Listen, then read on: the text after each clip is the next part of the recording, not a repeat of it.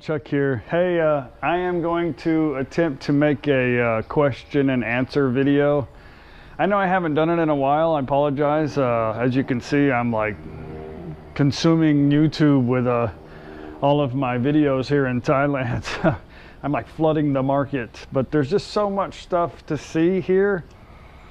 I just want to make a video every day on our at least our travels. When we get back to Thap Hrom, maybe things will get back to normal and we'll just do the typical 3 videos a week. But I have a lot of questions, a lot of comments. I appreciate that. That's awesome. I tried to answer most of the questions as I go, but some of them keep popping up. Same question keeps getting asked, so I wrote down a few and I'm going to try to answer them as quickly as possible. But I appreciate all the awesome support during this adventure. This has been really fun for me and Paige just to travel around, and a lot of our friends here in Thailand and family, we promised that we would stay with them and visit them on our way through Thailand, and we have a lot more friends all over Thailand. So, you know, that's what we really prefer to do, is just stay at friends' places and local places like that. Nothing really fancy for us, but it's been great. I know the videos have been long. I think most of you like that, and I think some don't, and I can understand that. But believe me, when I put all this stuff on my editing program, it's like an hour. I'm like, oh, so I edit out quite a bit of the nonsense, but throughout the day, there's just so much stuff to see. So yeah, I mean, if you don't get interested, or if I lose you 10 minutes in the video, I'm sorry.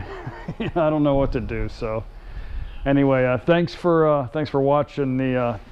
All the other people have been commenting that they really enjoy the long videos, and I appreciate that. So I met a few subscribers on the way. Some of them contact me in the cities or provinces that we've traveled to, and I meet with them and have lunch. Some of them I put on video. Most of them don't want to be interviewed, so you know, that's cool. I respect that. We just have a nice little chat and a nice lunch or a beer, and it's great. So yeah, I think most people don't want to be interviewed for whatever reason, but that's okay. That's cool. But yeah, in our travels, if you want to meet and we're in an area where you're at, just let me know. I would be glad to try to do that. Let me get to some questions. I got quite a few. I'll try to run through them as quickly as I can. I may skip some. If I miss you and you really want to know, ask me again. So, Fusion TR asks, do folks still take their shoes off before entering the bathroom at the temples? Somebody else asked me this question too. Most of the time I'm going to say no, because usually the bathrooms aren't in the actual temple area where you go and you pray. So I haven't seen one where the bathroom was in that area, but to walk into the temple grounds where the bathroom usually is, I've never seen that. And I wouldn't recommend going into a bathroom without your shoes on anyway. So I haven't seen that. If you were in a temple area that required you to take your shoes off at the, entering the bathroom, I don't know, you might want to hold it. Al Nobody asked, he noticed that food stalls in the market, none of the food is kept hot, just in the tray sitting there. How do they heat it up? Well, the food, all the food is pretty fresh. It was cooked pretty quick. They usually don't let stuff sit out, and they definitely don't let stuff go to waste, so it's usually kind of warm. Now they have the burner there where they're cooking the food. You can ask them to heat it up for you, or you can tell them that you want a fresh one. And most of the times they will give you a fresh one if you're buying, more than just one. But or sometimes just one. Just depends on how the person is. But a lot of the soups and stir fries and stuff like that are on trays that are hot on the bottom. So they do stay somewhat warm. Most of the soups, tom yums, and the curries are in a hot there's usually a charcoal or gas burner underneath it, so they stay hot. And the broth for the soup is always hot, so yeah. Joe Lupro asked, do I think he can make it as a vegan with, no meat? This question's been asked to me multiple times. I've tried to answer it in a few videos. I'll answer it again. Yes, I think Thailand would be probably one of the top 10 places in the world where you can come eat an abundance of fruit and vegetables here without meat. If you're just a vegetarian, some vegetarians prefer to eat chicken and fish along with their diet, which is, I don't know. They have a culture here, actually they have a celebration here, it's part of the religion where so many weeks out of the year they go on a vegetarian diet. So yeah, it is something that can easily happen here in Thailand. Jackie Jeffrey asked, do you have to have a fishing license in Thailand? This has been asked to me at least 6 times, so no. I don't know how they would enforce that. Most people in Thailand fish with nets and they drag everything out with nets. No, that they wouldn't. Thai people, that would be another thing that Thai people wouldn't do. It's harder for them to even keep up with their registrations and insurance and driver's license and other stuff like that. So there's really no licensing on anything here in Thailand. TQ asked, if me and Paige are accustomed to eating Thai food without getting sick, is there any food that I would recommend foreigners to avoid? I got sick when I first got here, eating, I think it was a jet lag, no sleep, and eating crazy seafood in Bangkok. I got pretty sick. Seems like every time I come to Thailand the first time, I get sick because I'm stupidly not afraid to eat anything. So great question on recommendations. My recommendation, I said it before, bring charcoal pills. If you feel like you've eaten something that isn't agreeing with you or you're not sure about, you can eat these medical charcoal pills you can get anywhere. Any pharmacy has them. I would recommend being really cautious about late night food carts. A lot of the meat and stuff was killed the night before, and some of the food carts don't have adequate way to keep stuff on ice or keep it fresh. So you need to be careful with pork, well, really any meat on a food cart late. I would just be careful with that. Make sure it's cooked. One time I got pretty sick on eating pork stir fry at about 3 o'clock in the afternoon. It was a late lunch. Yeah, anyway, I got sick. So be careful with the food carts late at night.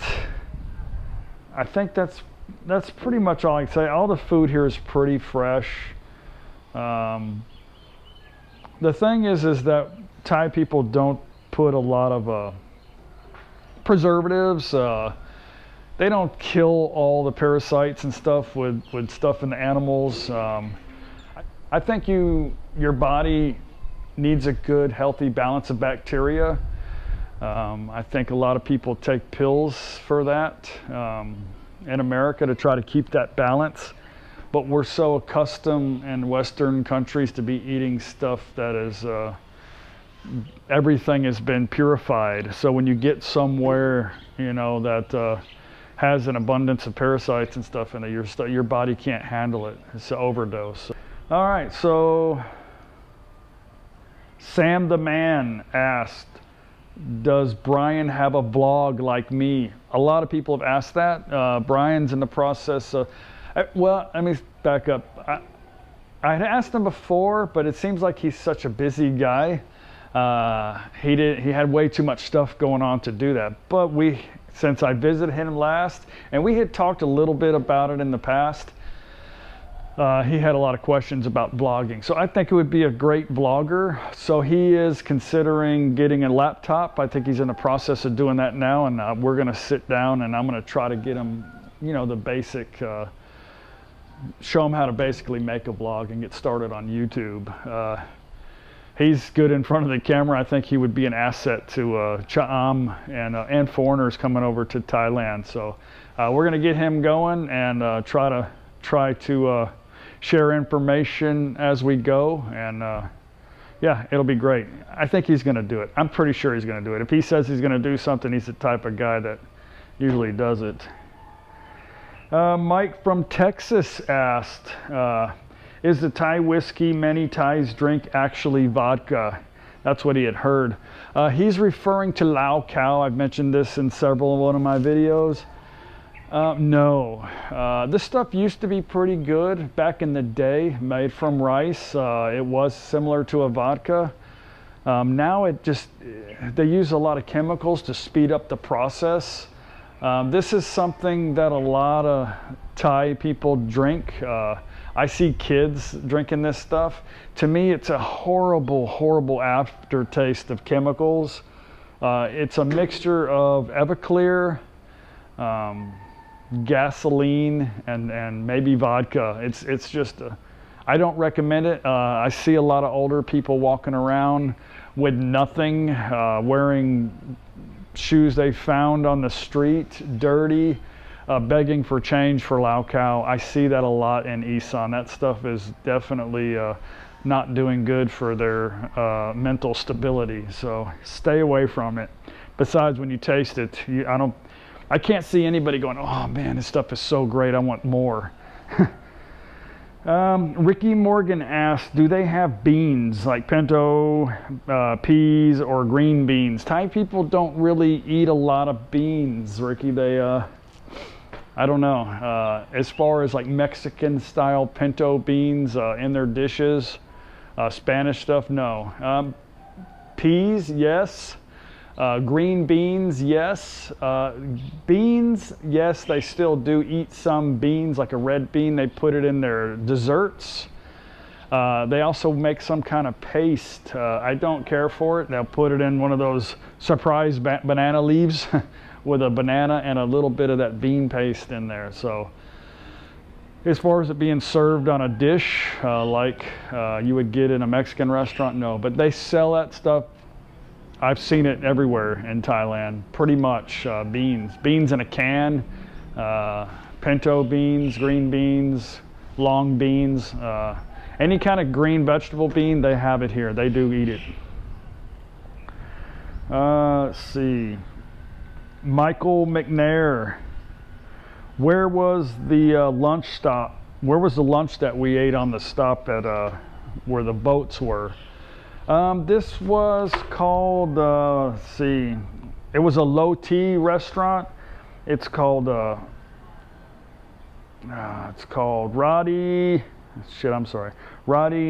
Nisara. I tried to find a website for them. I couldn't. However, I did find a Facebook page for them. I'll give you the link. I'll post that right here, and you can check them out. If you're ever in that area, yeah, you gotta go. You gotta go see that place. That place is awesome. It's just right off of the road. Yeah, you can see the address and the location on the Facebook page. Greg W asked, why are the jewelry stores in Thailand red and gold?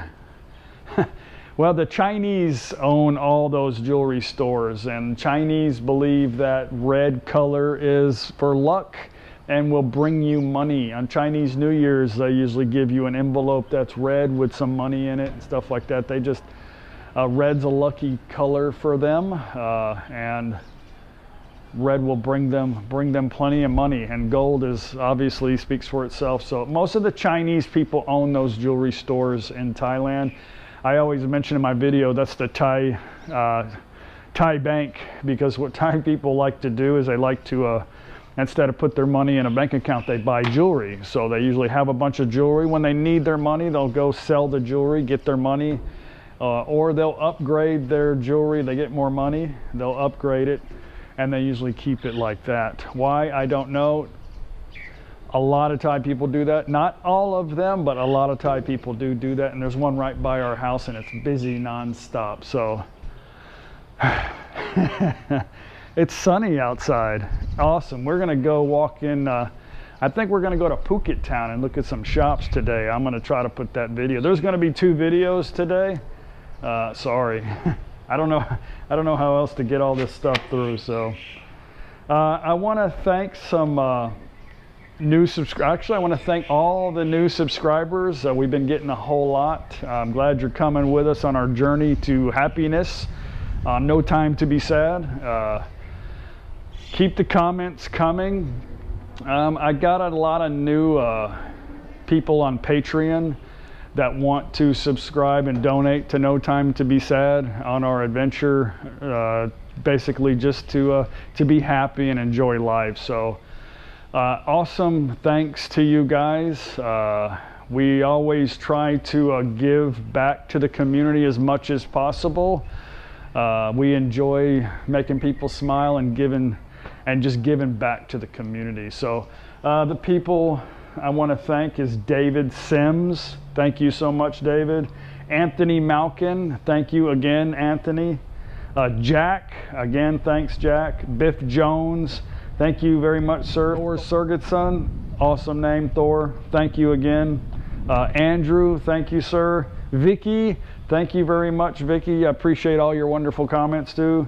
And Joel Cottery. Thank you. Vicky and Joel are new Patreons for us, and yeah, thank you so much, guys. It's a reward just to get awesome comments and subscribers, and definitely a reward when you get somebody that wants to contribute to the cause. So thank you for that, and we got a lot of videos coming, so we're picking her mom up in a couple days. We were going to head straight to Krabi from the airport, but their plane doesn't get in until 6:30. So I think we're just going to come back here to Phuket, maybe take the women around one day, and that'll be the adventure is going to be crazy when they come along. So yeah, and thanks. I'll see y'all on the next video. Bye.